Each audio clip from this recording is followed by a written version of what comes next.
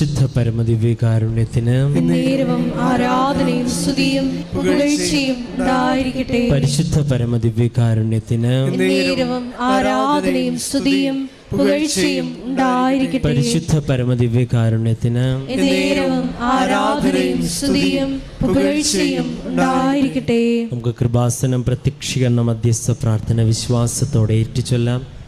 അമ്മേ പരിശുദ്ധ അമ്മേ, അമ്മേ പരിശുദ്ധ അമ്മേ, ദൈവമാതാവേ, ദൈവമാതാവേ, കൃപാസനത്തിലൂടെ ഞങ്ങൾക്കും ഞങ്ങളുടെ ദേശത്തിനും മാധ്യസ്ഥം തേടുന്ന എല്ലാ അനുഗ്രഹങ്ങളും കൃപകൾക്കും ഞങ്ങളിപ്പോൾ ഹൃദയം നിറഞ്ഞ് നന്ദി പറയുന്നു. നമുക്ക് സ്തുതിച്ച് പ്രാർത്ഥിക്കാം. ഹല്ലേലൂയ, ഹല്ലേലൂയ,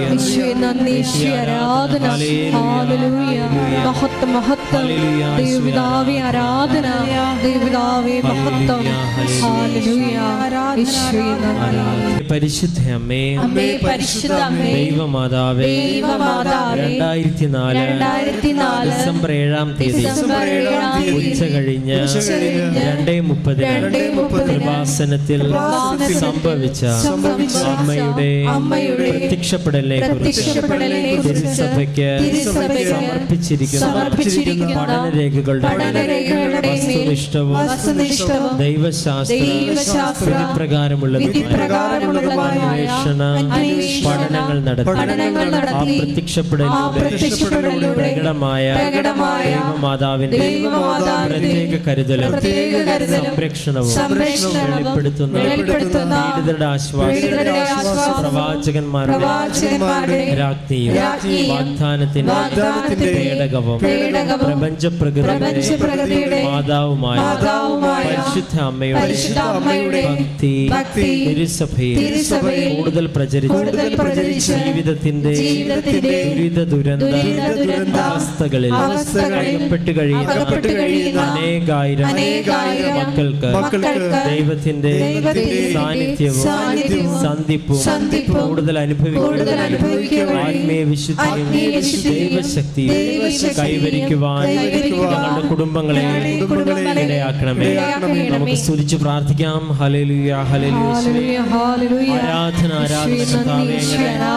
സാന്നിധ്യം പ്രകടമാക്കണമേ എന്ന് ഞങ്ങൾ പ്രാർത്ഥിക്കുന്നു.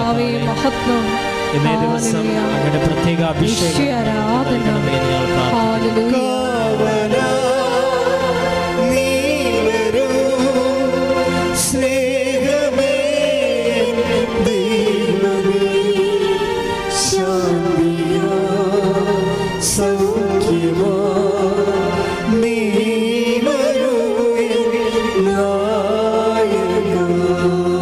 പരിശുദ്ധ അമ്മേ, ഭൂസ്വർലോകങ്ങളുടെ രാജ്ഞിയായ അങ്ങേക്ക് ഭൗമ സംരക്ഷണത്തിനായി പ്രപഞ്ച പ്രകൃതിയെ തന്നെ തിരുസഭ പ്രതിഷ്ഠിക്കുവാൻ പ്രത്യക്ഷീകരണം ഇടയാക്കണമേ.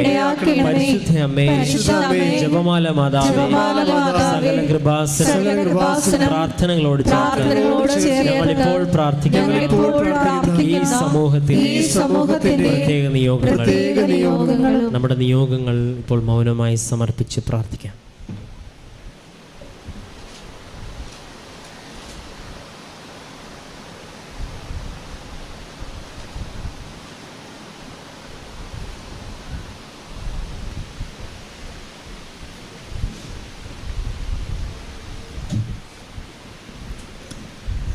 അമ്മയുടെ പ്രത്യക്ഷീകരണത്തിന്റെ ഈ അനുഗ്രഹവേളയിൽ ഞങ്ങൾക്ക് സാധിച്ചു തരുവാൻ കഴിയണമേ. ആമേൻ. നമുക്ക് സ്തുതിച്ച് പ്രാർത്ഥിക്കാം. ഹല്ലേലൂയ, ഈശോയെ ആരാധന, ആരാധന, ഹല്ലേലൂയ, മഹത്വം, ആരാധന, ആരാധന, ഹല്ലേലൂയ, ദേവപിതാവേ മഹത്വം, ദേവപിതാവേ ആരാധന, ഹല്ലേലൂയ, ഈശോയെ നന്ദി, ഈശോയെ ആരാധന, ഹല്ലേലൂയ, ഹല്ലേലൂയ. ശുദ്ധ പരമദിവ്യകാരുണ്യത്തിന് പരിശുദ്ധ പരമദിവ്യകാരുണ്യത്തിന് പരിശുദ്ധ പരമദിവ്യകാരുണ്യത്തിന്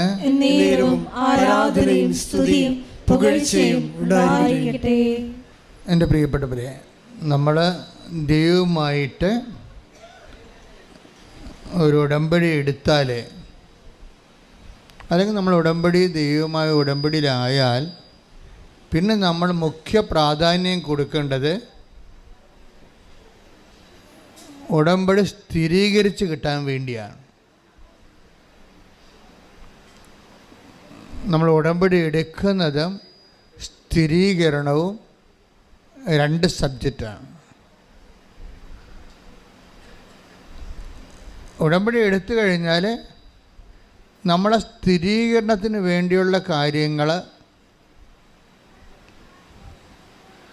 നമ്മുടെ ജീവിതത്തിൽ ആത്മാർത്ഥതയോടെ ചെയ്യുമ്പോഴാണ് ദൈവം ഉടമ്പടി ഉറപ്പിക്കുന്നത്. ദൈവം ഈ ഉടമ്പടി ഉറപ്പിക്കുക എന്നുള്ളത് ദൈവത്തിൻ്റെ ഭാഗത്തു നിന്ന് ചെയ്യേണ്ട കാര്യങ്ങളാണ്. ഞാൻ കണ്ടുവന്നിരിക്കുന്ന അനുഭവം കൊണ്ട് നോക്കണത്, ഒരു 10 ഉടമ്പടി എടുത്താൽ 6 ദൈവം ഉറപ്പിക്കത്തില്ല. അതാണ് ഇപ്പം കണ്ടുവരണത്. ചിലർക്ക് നമ്മൾ വളരെ ഉടമ്പടി ഉറപ്പിക്കും എന്ന് നമുക്ക് തോന്നണ ആൾക്കാരെ പക്ഷേ ദൈവം അത് ഉറപ്പിക്കുന്നതായിട്ട് കാണുന്നില്ല. നമ്മൾ ഇവരുടെ ഉടമ്പടി ഉറക്കാൻ പോണില്ല എന്ന് നമുക്ക് തോന്നുകയാണെങ്കിൽ ചില ആൾക്കാർക്ക് ദൈവം അപ്രതീക്ഷിതമായ ചില ആൾക്കാർക്ക് ദൈവം ഉടമ്പടി ഉറപ്പിച്ചെന്നും വരും പെട്ടെന്ന്. അതെല്ലാം നമ്മുടെ മനോനിലയുടെ വിഷയങ്ങളാണ്. ഉടമ്പടിയും മനോനിലയും നിങ്ങൾക്കറിയാമല്ലോ, ഇത് ഒരു പൊട്ടക്കണ്ണൻ്റെ മാവെട്ടെറി പോലെയുള്ള ഒരു വിഷയമല്ല. ഇത് ഷാർപ്പായിട്ട് ഷൂട്ട് ചെയ്യാൻ പറ്റുന്ന ഒരു മാത്തമാറ്റിക്കൽ പ്രിസിഷനോട് നമുക്ക് മൂവ് ചെയ്യാൻ പറ്റുന്നതാണ് ഈ ഉടമ്പടി എന്ന് പറയുന്നത്. അതുകൊണ്ട് കൃപാസനത്തിൽ പോകാം, ഉടമ്പടി എടുക്കാം. ചിലപ്പോൾ ദൈവം നമ്മളെ അനുഗ്രഹിച്ചേക്കും എന്ന് പറഞ്ഞിട്ട് കാര്യമില്ല. കൃപാസനം ചവിട്ടിയാൽ ദൈവം അനുഗ്രഹിച്ചിരിക്കും. അതാണ് ഉടമ്പടിയുടെ ഒരു പ്രിസിഷൻ എന്ന് പറയണത്. പക്ഷെ നമ്മൾ കുറച്ച് കാര്യങ്ങൾ ശ്രദ്ധിക്കണം.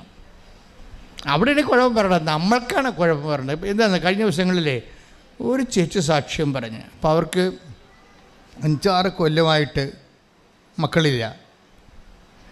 അപ്പോൾ അവർ കൃപാസനത്തിലോട്ട് പോകാൻ തീരുമാനിച്ചു. 6 കൊല്ലമായിട്ട് അവർക്ക് മക്കളില്ല. അപ്പോൾ അവർ ഒത്തിരിയേറെ ട്രീറ്റ്മെൻ്റ് എല്ലാം കഴിഞ്ഞു.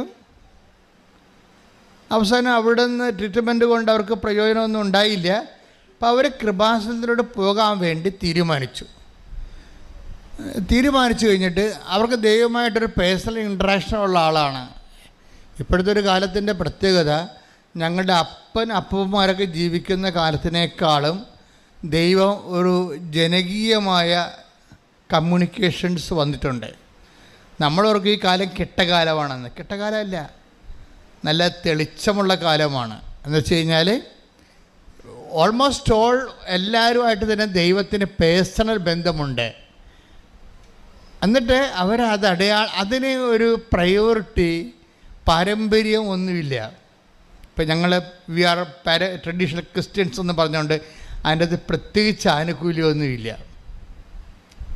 ട്രഡീഷണൽ അപ്പൂപ്പന്മാരുടെ കാലത്ത് മുതൽ ക്രിസ്ത്യൻസ് ആയതുകൊണ്ട് ഇപ്പോൾ നിൻ്റെ കാലത്ത് നിനക്ക് പ്രത്യേകിച്ച് ദൈവം നിനക്കൊരു ആനുകൂല്യം തരുന്നത്. ഇതെല്ലാം പേഴ്സണൽ കമ്മിറ്റ്മെൻറ്റിൻ്റെ ഭാഗമാണ്. പേഴ്സണലായിട്ട് ആരാ കമ്മിറ്റ്മെൻറ്റ് ചെയ്യണത്? അയാളൊരു പുതിയ ആളാണെന്ന് വിചാരിച്ചു, വിശ്വാസത്തിലേക്ക് പുതിയ ആളായിട്ട് വന്നതാണ്. പക്ഷെ അയാളുടെ കമ്മിറ്റ്മെൻറ്റ് കറക്റ്റാണെങ്കിൽ ഉടമ്പടി ഉടനെ ഓക്കെ ആവും. പക്ഷെ നീ ഒരു 500 കൊല്ലം 1000 കൊല്ലം 2000 കൊല്ലം ആയിട്ട് ഞാൻ ക്രിസ്ത്യൻ കുടുംബത്തിലിങ്ങനെ ജനിച്ച് വന്ന ആളായതുകൊണ്ട് നീ കർത്താവിൻ്റെ തിരുസേനയിൽ വരണത് കൊണ്ട് കർത്താവ് നിനക്ക് ഉത്തരം നൽകണമെന്നുള്ളത് ദാറ്റ് ഡസൻറ്റ് മേക്ക് എനിത്തിങ്. അത് വർക്കൗട്ട് ചെയ്യണില്ല. അത് വളരെ നമ്മുടെ ഈ സാക്ഷ്യം കേട്ടിട്ടൊക്കെ മനസ്സിലാകും ആരാണ് പേഴ്സണലായിട്ട് കമ്മിറ്റ് ചെയ്യണത്. ഈ ദൈവം സത്യമായത് കൊണ്ടാണ് ഈ വിഷയം അവിടെ. അതായത് ദൈവം സത്യമാണ്. നിൻ്റെ ഫയൽ എങ്ങനെയാണ്, നിൻ്റെ അക്കൗണ്ട് എങ്ങനെയാണ് ദൈവമായിട്ട് മെയിൻറ്റെയിൻ ചെയ്തിരിക്കുന്നത്, അതിപ്പോഴും നിലവിലുണ്ടോ, അക്കൗണ്ട് ഉണ്ടോ? അതാ വല്ല കാലത്ത് ഇപ്പോൾ ചില ബാങ്ക് അക്കൗണ്ട് പോയി തുടങ്ങത്തില്ലേ, തുടങ്ങണ കാലത്ത് 100 രൂപ അടക്കും, അല്ലെങ്കിൽ പിന്നെ 2-3 കൊല്ലം കഴിയുമ്പോൾ കൊണ്ട് 1000 രൂപ അടക്കും. പക്ഷേ നമ്മളൊരു 1000 അപ്പോൾ 1100 രൂപ അടച്ചിട്ടുണ്ടല്ലോ, അതിൻ്റെ പലിശ ഉണ്ടല്ലോ എന്ന് നമ്മൾ നിരക്ക് നമ്മൾ ചെല്ലണത്. അപ്പോൾ അവർ പറയും കാശും കെട്ടി തരാൻ പറയും, സർവീസ് ചാർജായിട്ട് പോകുമെന്ന് പറയില്ല. പാരമ്പര്യക്കാരൻ്റെ ഒരു അവസ്ഥയാണ്, മൊത്തം സർവീസ് ചാർജായിട്ട് പോകും. നിന്നെ ഇത്രയും നാളെ കൊണ്ടുവന്നില്ലേ, അതിൻ്റെ സർവീസ് ചാർജായിട്ട് പോകും. അത് വളരെ സീരിയസ് വിഷയമാണ്. നമ്മൾ ബാങ്കിൽ ഇപ്പോൾ 2000 രൂപ 3000 രൂപ 4000 രൂപയൊക്കെ അടച്ചെന്നൊക്കെ പറഞ്ഞ് ചെന്നിട്ട് നമ്മളൊരു ആവശ്യത്തിന് വേണ്ടി ബാങ്കിൽ ചെല്ലുമ്പോൾ ആ 4000 ഇല്ല അവിടെ, അത് സർവീസ് ചാർജായിട്ട് പോയെന്ന് പറയും. പാരമ്പര്യക്കാരനെ കർത്താവുമായിട്ട് ഡെയിലി അക്കൗണ്ട് കറക്റ്റ് അല്ലെങ്കിൽ സർവീസ് ചാർജ് കൂടിക്കൊണ്ടിരിക്കും. കാര്യം ദൈവം നമുക്ക് എന്ത് തന്നാലും ദൈവത്തിന് നഷ്ടമായിരിക്കും. അത് നിങ്ങൾക്കറിയാമല്ലോ, ദൈവത്തിന് നമുക്ക് ലാഭമായിരിക്കും. ദൈവമായിട്ടുള്ള ഇൻട്രാക്ഷനിൽ നമ്മൾക്ക് എന്ത് കിട്ടി തന്നാലും ദൈവത്തിനത് നഷ്ടമായിരിക്കും. എന്താ കാര്യം വെച്ച് കഴിഞ്ഞാൽ, നിന്നെ വിശ്വാസത്തിലെടുക്കുമ്പോൾ ദൈവത്തിന് ഇൻവെസ്റ്റ് ചെയ്യേണ്ടി വരണത് നിനക്ക് വേണ്ടി നിത്യജീവനാണ്, അനുദിന ജീവിതമല്ല. നിൻ്റെ വിശ്വാസം ദൈവം കൺഫർ ചെയ്ത് കഴിഞ്ഞാൽ ദൈവം അലോട്ട് ചെയ്യേണ്ടി വരണത് എന്താണ്? കാര്യം വിശ്വാസി കൊടുക്കണത് കല്യാണം കെട്ടിക്കൽ, വസ്തു വിൽപ്പന, അല്ലെങ്കിൽ വിദേശ രാജ്യത്ത് പോണ, അതൊന്നുമല്ല വിശ്വാസത്തിൻ്റെ പാക്കേജ്. വിശ്വാസം ഒരു വ്യക്തിക്കുണ്ടെങ്കിൽ അത് സത്യസന്ധമാണെങ്കിൽ ദൈവത്തിന് അലോട്ട്മെൻറ്റായി ചെയ്യേണ്ടി വരണത് നിത്യജീവനായിരിക്കും. പക്ഷെ അത്രയും റിട്ടേൺസ് നിൻ്റെ ഭാഗത്തുനിന്ന് ഉണ്ടാകത്തില്ല. അതാണ് ദൈവത്തിന് നഷ്ടമാണെന്ന് പറയാൻ കാര്യം. നിത്യജീവനെന്ന് പറയുന്നത് യേശുക്രിസ്തുവിൻ്റെ രക്തത്തിൻ്റെ ജീവൻ്റെയും വിലയാണ്. നീ വിശ്വാസം കൊടുത്തു എന്നും പറഞ്ഞുകൊണ്ട് ദൈവത്തെ തരേണ്ടി വരണത്, അലോട്ട് ചെയ്യേണ്ടി വരണത് എപ്പോഴും എന്താണ്? ഇതുകൊണ്ട് ഈ അമേരിക്കൻ വിസയിലൊക്കെ പ്രോബ്ലം എന്താ? അതല്ലേ പ്രോബ്ലം. അവർ 10 കൊല്ലത്തേക്ക് വിസ ഇൻവെസ്റ്റ് നിനക്ക് തരുന്നു, പക്ഷേ 10 കൊല്ലം നിനക്ക് അവിടെ പണിയെടുക്കാം. പക്ഷേ ഇന്നലെ ചെന്ന നീ ആ രാജ്യത്തിന് വേണ്ടി, അതിൻ്റെ വളർച്ചയ്ക്ക് വേണ്ടി ഒന്നും മുടക്കിയിട്ടില്ല.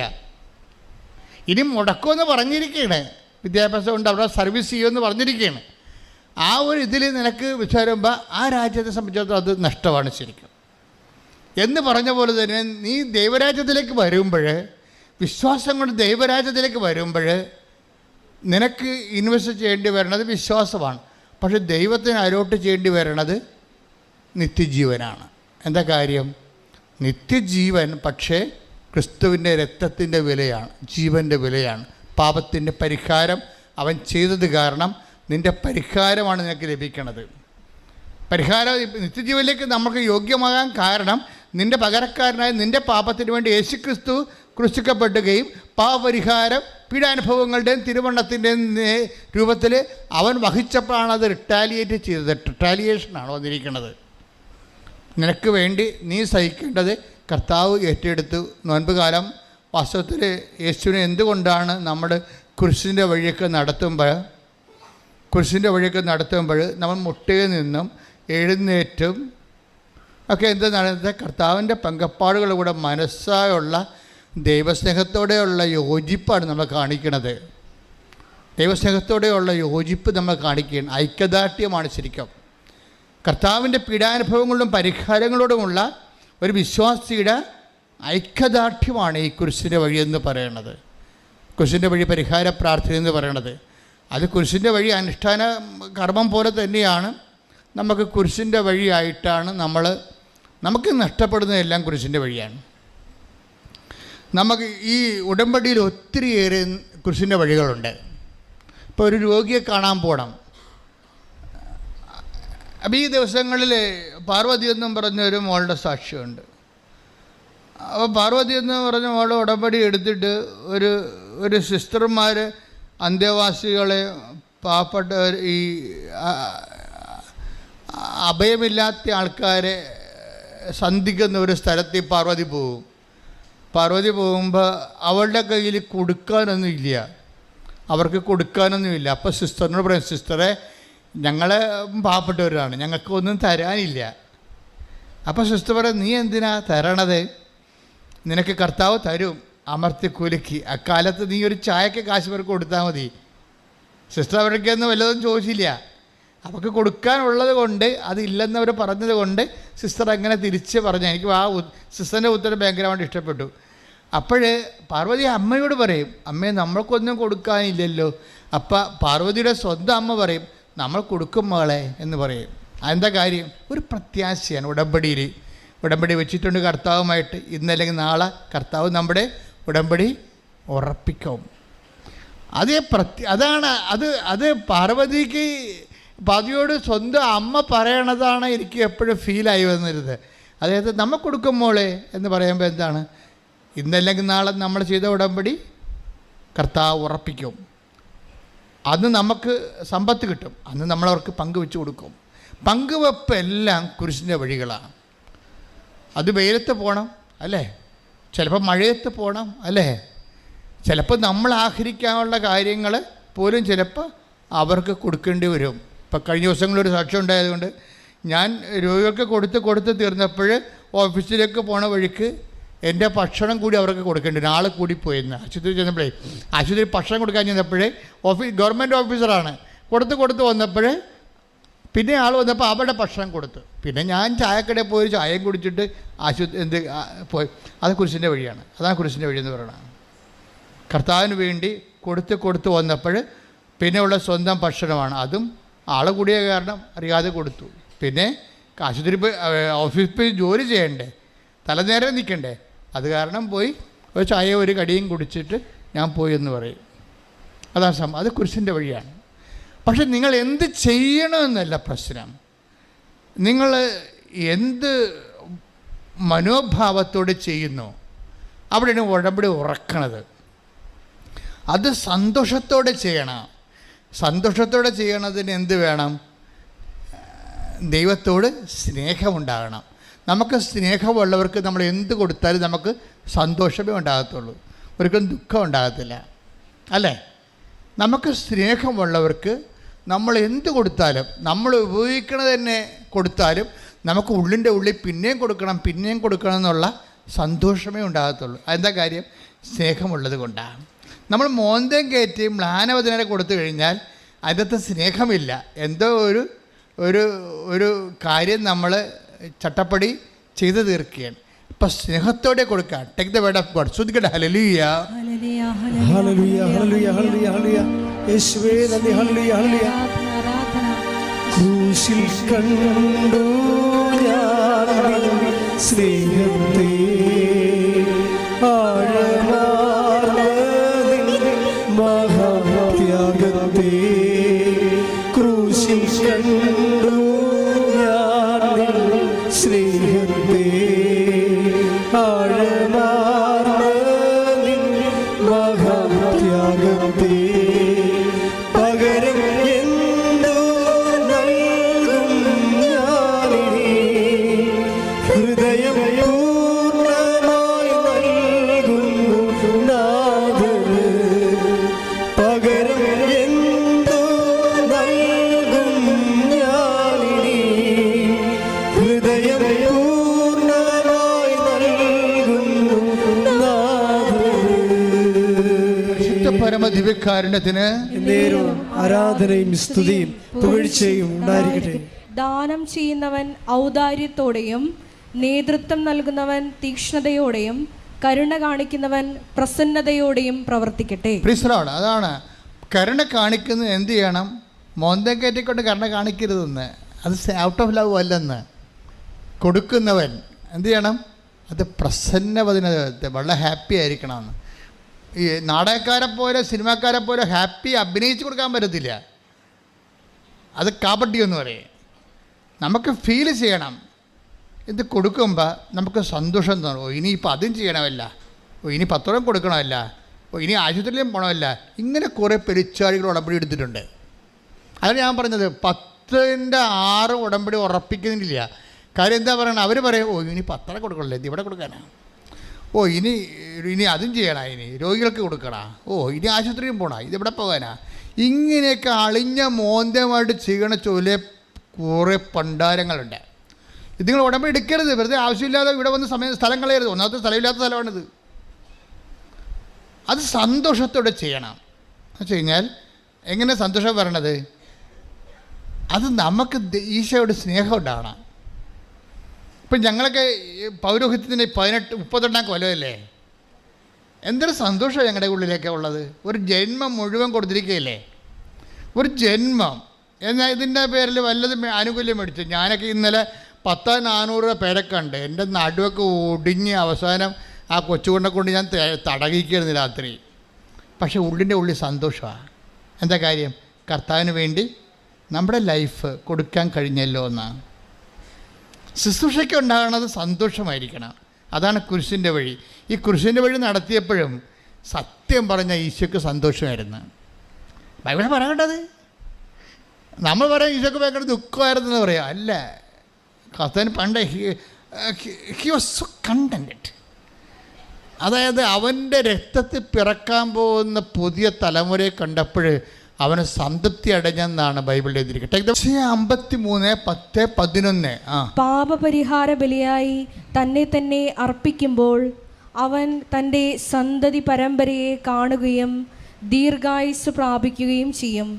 കർത്താവിൻ്റെ ഹിതം അവനിലൂടെ നിറവേറുകയും ചെയ്യും. തൻ്റെ കഠിനവേദനയുടെ ഫലം കണ്ട് അവർ സംതൃപ്തനാകും. സംതൃപ്തിയായി ശേഖുണ്ടായിരുന്നത്. അതൊന്നും വായിച്ചേ, അത് കേട്ടിരുന്നേ.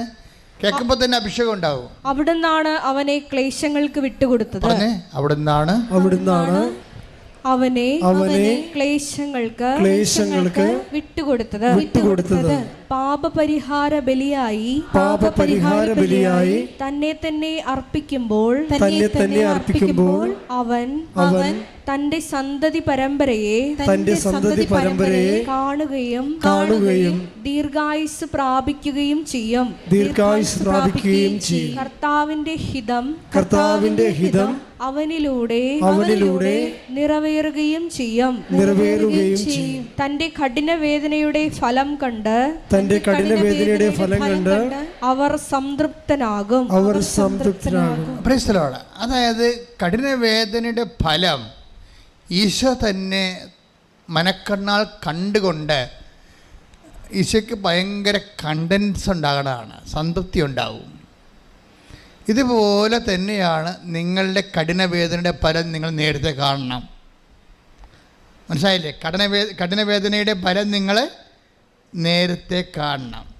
കാരണം രക്ഷാകര നടപടിയിൽ കഠിനവേദനയ്ക്ക് ഭയങ്കര റോളാണ്. ഇപ്പം നിങ്ങളുടെ നാത്തും തമ്മിൽ നിങ്ങൾ മിണ്ടണില്ല. നിങ്ങളെന്താ മിണ്ടാത്തതിൻ്റെ കാരണം? എരവ് മേടിക്കാം എന്നും പറഞ്ഞുകൊണ്ട് 5 പവൻ്റെ മാലയും മേടിച്ചുകൊണ്ട് പോയതാണ്. ഞാൻ അടിയന്തരത്തിൽ പോലും തിരിച്ചു തരാമെന്ന് പറഞ്ഞ്. ഇപ്പം അവർ തരണില്ല.